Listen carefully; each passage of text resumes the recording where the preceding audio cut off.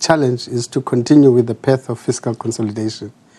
Now, that's very important. It actually implies that stabilizing, broadly speaking, our finances, essentially managing expenditure, ensuring that our revenue remain buoyant, etc., but also ensuring that we begin measures to promote growth in the economy.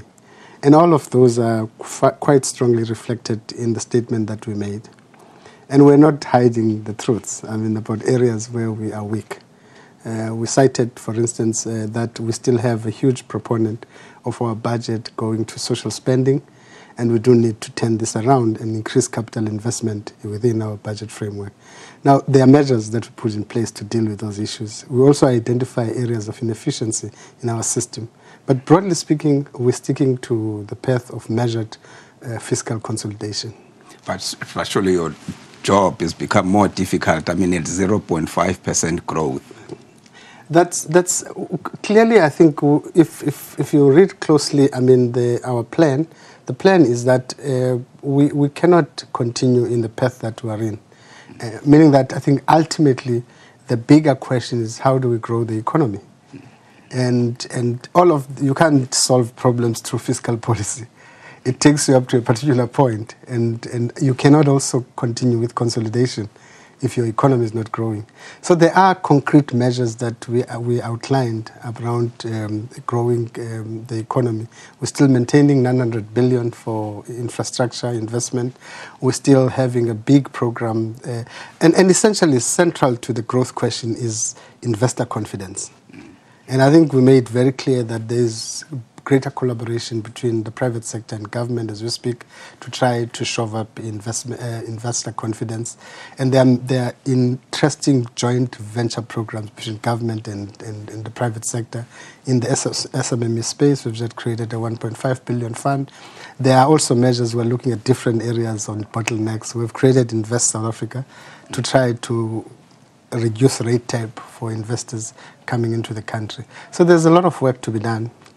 But clearly, we've got to grow our economy beyond 2% before we begin to address the real problems in our country. Let's just touch on another worrying issue, the issue of the government debt. At more than 2 trillion rand, surely also you still have a lot of work to do there. Of course we do. But you also appreciate that, again, debt depends on your ability to pay ultimately. And your ability to pay depends on your revenue. It also depends on growth. So I think these are interconnected.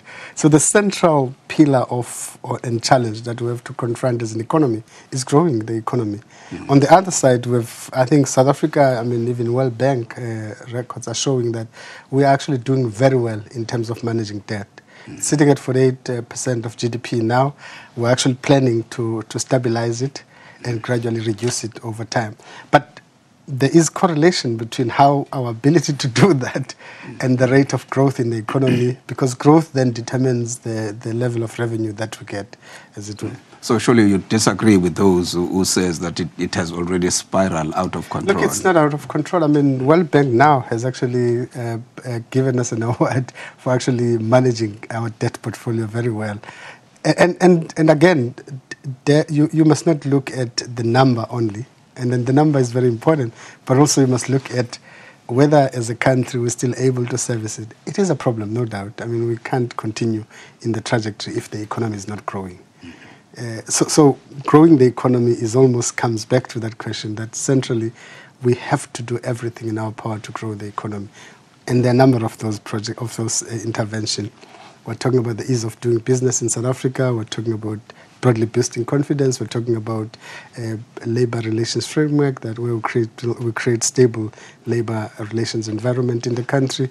We're also talking about revising our incentive portfolio, just to actually change our incentive portfolio, review it, and ensure that it's well targeted to generate growth. A focus on export industries and labor-intensive industries. And all of those, there's a lot of work around that. Innovation, there's a lot of work that we're doing in innovation, etc.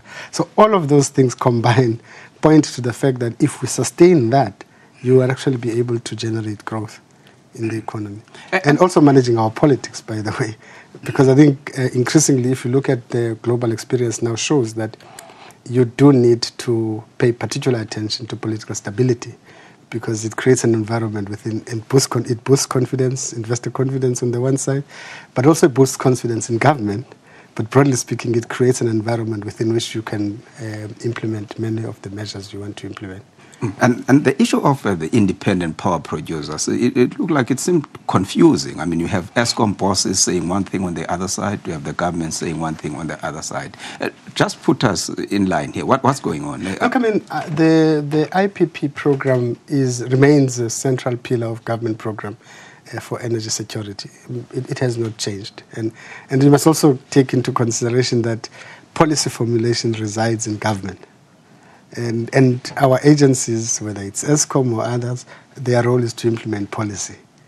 And as we sitting here, that policy remains government policy, and all the contractual obligations that we have as government will have to meet. Deputy Finance Minister Mcebisi Jonas there with our political reporter Manalisi Dubase.